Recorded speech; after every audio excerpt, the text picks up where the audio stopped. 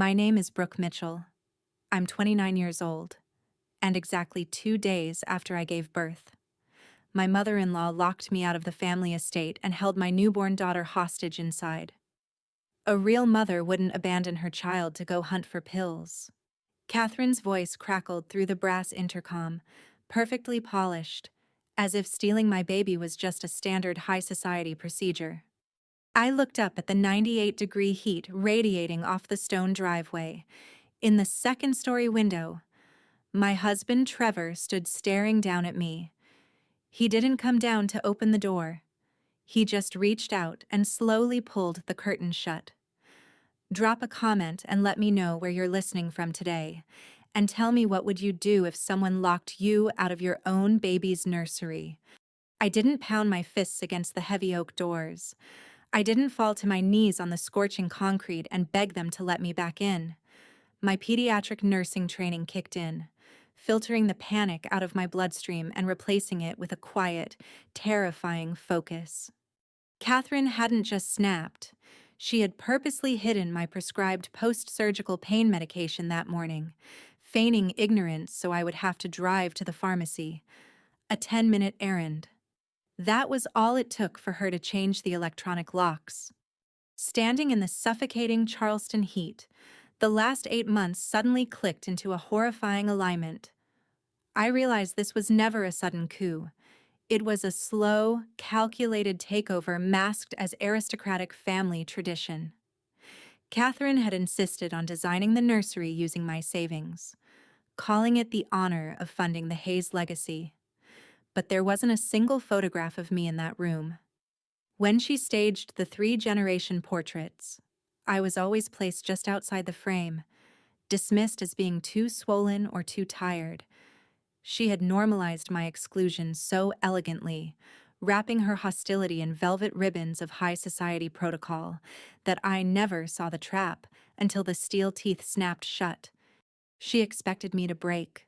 She wanted the hysterical, unhinged woman on her porch to validate the narrative she was already spinning inside. She wanted a screaming match. Instead, I turned my back to the mansion. I walked down the long driveway toward the front gates where a landscaping crew was trimming the hedges. My hands were shaking, but my voice was completely level when I asked the foreman to borrow his phone. I dialed the only number that mattered and typed out a text to my mother, Vanessa.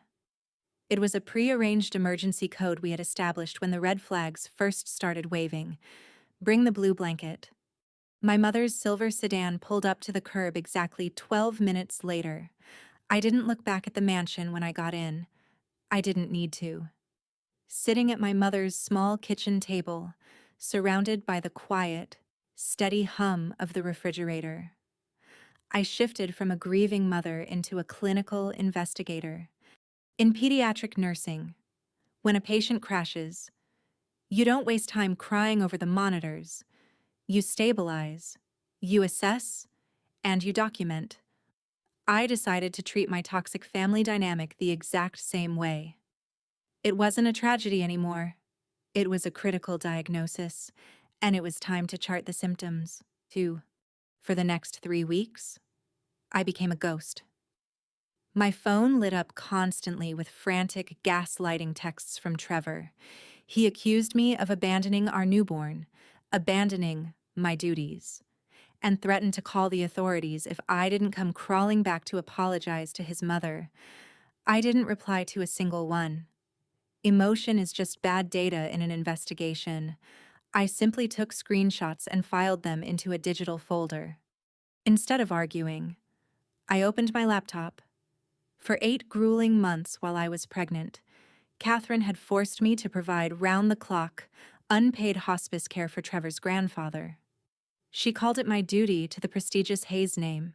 What she didn't know was that my nursing license required me to keep a sterile, undeniable medical log. Every medication dose, every refused treatment, every skipped doctor's visit, I had meticulously recorded it all. I pulled up our joint bank statements. Trevor had convinced me to give him emergency access to my savings during my high-risk pregnancy, ultimately draining $75,000 for what Catherine claimed was specialized medical equipment for the grandfather. I placed the bank statements right next to my clinical logs. The truth was, hiding in plain sight.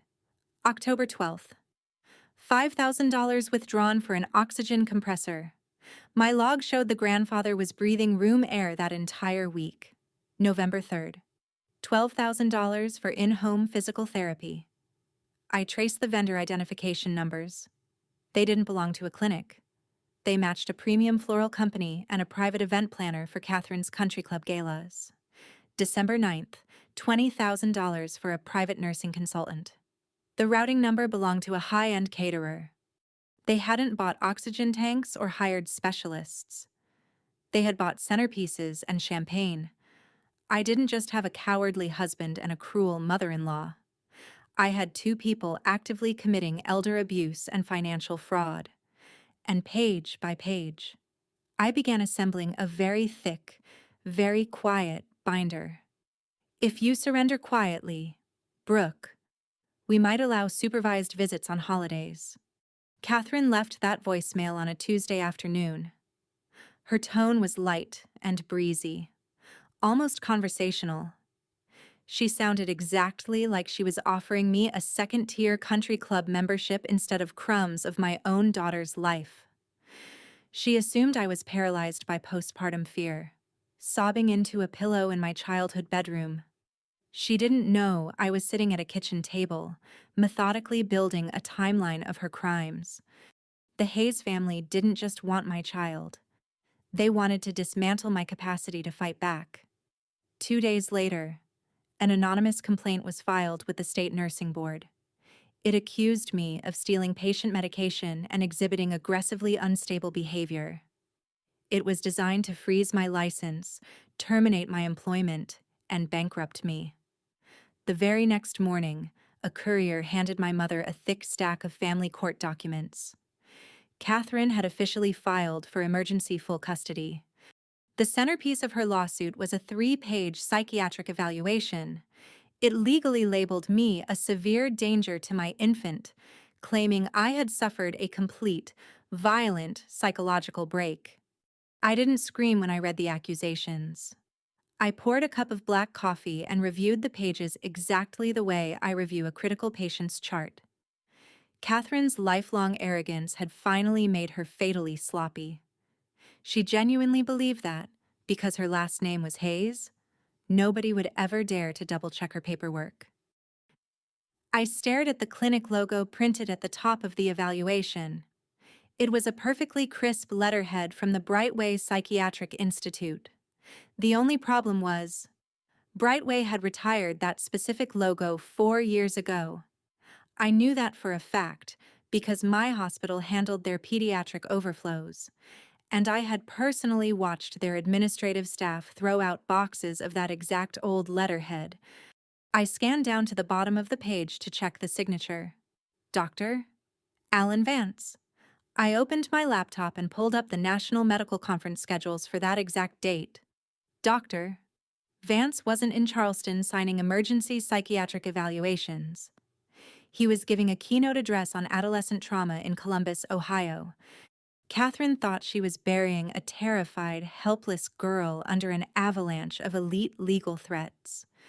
She didn't realize she had just handed irrefutable proof of federal forgery to a nurse who charted vital details for a living. I closed the manila folder. I walked into the bedroom and took my dark gray suit out of the closet. It was time for court. The Charleston family court was a tomb of frosted glass and sterile air conditioning, a sharp contrast to the suffocating heat of the driveway where I was locked out weeks ago. Catherine and Trevor sat at the petitioner's table, looking like a magazine spread for Southern aristocracy. Catherine wore vintage pearls. Trevor wore a tailored navy suit and the manufactured expression of a deeply heartbroken father. Their lawyer stood up and immediately directed the court's attention to the monitors. He played the edited video. There I was, exhausted, my face red, screaming, "I don't want to see anyone in this house anymore." The audio echoed off the heavy wood paneling. The judge frowned, his pen pausing over his legal pad. Trevor looked across the aisle at me, shaking his head with practiced, sorrowful pity. I didn't flinch. Panic is useless in a triage unit, and it is just as useless in a courtroom. My lawyer calmly stood up. Your Honor, we would like to enter the unedited security footage into evidence. The monitors flickered. The exact same scene played. But this time, it started 30 seconds earlier. The courtroom speakers amplified Catherine's sharp, venomous whisper as she leaned closely into my ear. You will never be alone with this baby. Then came my scream. The judge's pen slowly lowered to his desk. The heavy silence in the room was deafening. I was called to take the stand. I didn't shed a single tear.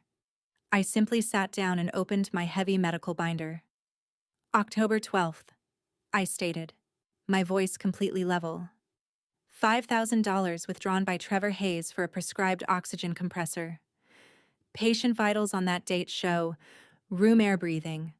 The vendor routing number belongs to a premium floral company. I slowly turned the page, the crisp paper slicing through the quiet room.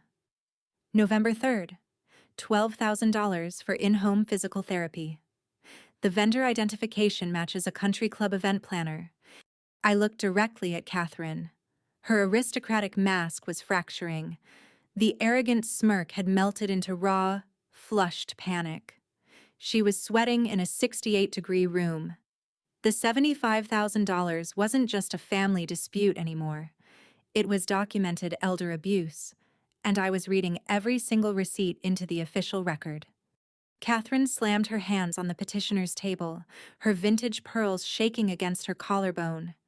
He was losing his mind, she cried out, interrupting the court proceedings. He gave me that money willingly, and she... Catherine pointed a trembling, manicured finger directly at me. Is a delusional liar. Look at the psychiatric evaluation. She belongs in a locked ward, not alone with a child. She expected me to break. She desperately wanted a hysterical, emotional reaction to validate her fabricated narrative. I didn't raise my voice. I maintained complete calm, knowing this false counterattack would shatter immediately against undeniable paperwork. I simply slid her psychiatric evaluation across the polished mahogany table toward the judge. Your Honor, I said, the microphone catching the cold, steady rhythm of my voice. The clinic logo at the top of that evaluation belongs to Brightway Psychiatric. However, they retired that specific letterhead 4 years ago. Furthermore, Dr. Alan Vance, whose signature appears at the bottom of page 3, was delivering a medical keynote address in Columbus, Ohio, on the exact date he supposedly evaluated me here in Charleston. I pulled out one final piece of paper, avoiding any complex forensic jargon and relying strictly on everyday, irrefutable facts. And regarding the grandfather's mental capacity, I have a sworn affidavit from his attending hospice physician confirming he was entirely lucid. Time slowed to an absolute crawl.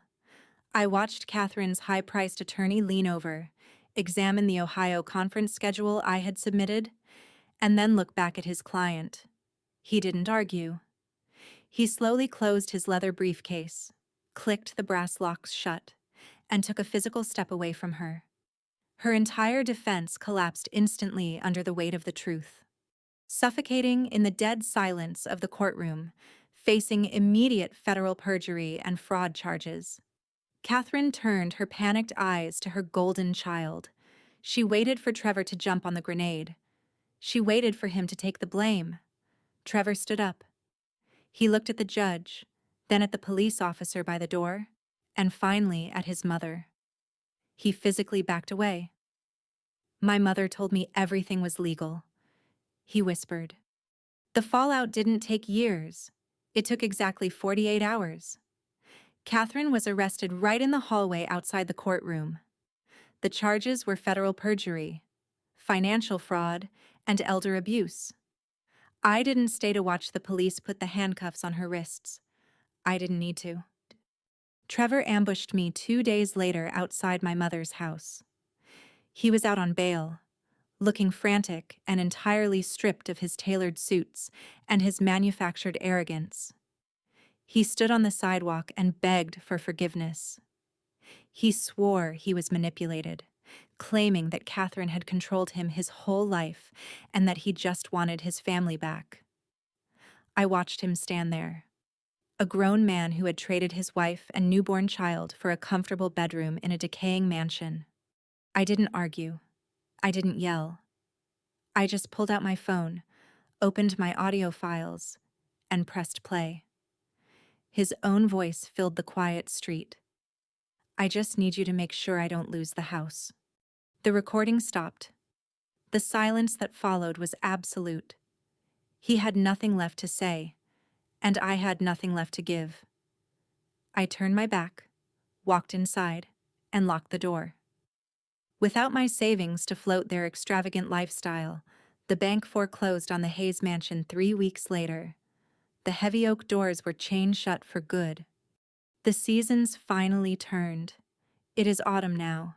The blistering heat of that afternoon on the driveway is entirely gone. I am sitting in the sunlit backyard of a small, warm home I share with my mother. My daughter is sleeping peacefully against my chest, breathing in the crisp air. My nursing license was cleared completely.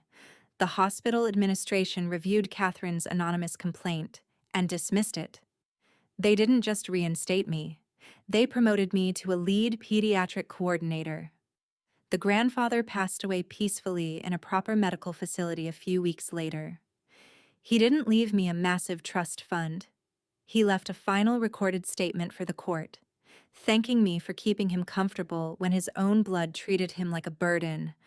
That was the only inheritance I ever wanted from them. There are no more sterile medical logs to keep. There are no toxic whispers echoing down long hallways, and no fake aristocratic titles to uphold. The Hayes legacy was an illusion built on stolen money. I built my family on the truth, and the truth is incredibly peaceful. Sometimes, the only way to protect your future is to completely walk away from the people who demand you set yourself on fire to keep them warm. Drop the number 100 in the comments if you would have handed over those forged documents too, and subscribe for more stories of ultimate karma. 5 years have passed since the bank padlocked the heavy oak doors of the Hayes mansion. The local Charleston papers ran the story of Catherine's sentencing for 3 weeks straight. But I stopped reading after the first day. I didn't need the media to validate the truth I had already charted. Trevor never fought for custody. Once his mother was transferred to a federal facility and the grand inheritance officially vanished, he relocated to another state, quietly fading into the background of a life he could no longer afford. He sends a generic, store-bought birthday card once a year. I drop them in a cardboard box in the attic. My daughter can read them when she's old enough to understand that some people are only capable of loving what you can do for them, not who you are. Yesterday, a letter arrived in our mailbox with a state penitentiary return address. Catherine's once elegant, sweeping handwriting had turned jagged and desperate across the envelope. I didn't open it. I didn't need to read her fabricated apologies or her manipulative pleas for a supervised visit. I simply walked over to the home office, dropped the unopened envelope into the paper shredder, and listened to the satisfying, mechanical hum of the steel blades. Emotion is just bad data, and I was done collecting hers. I stepped out into our backyard. My mother, Vanessa, was pushing my daughter on the wooden swing we built together. The autumn air was crisp and entirely clear. There are no illusions here, no fake aristocratic titles to uphold, and no secret ledgers to balance. We built this home on solid ground and undeniable facts. And as I watched my daughter laugh, wrapped tightly in her favorite blue blanket, I knew we had secured the only legacy that actually matters: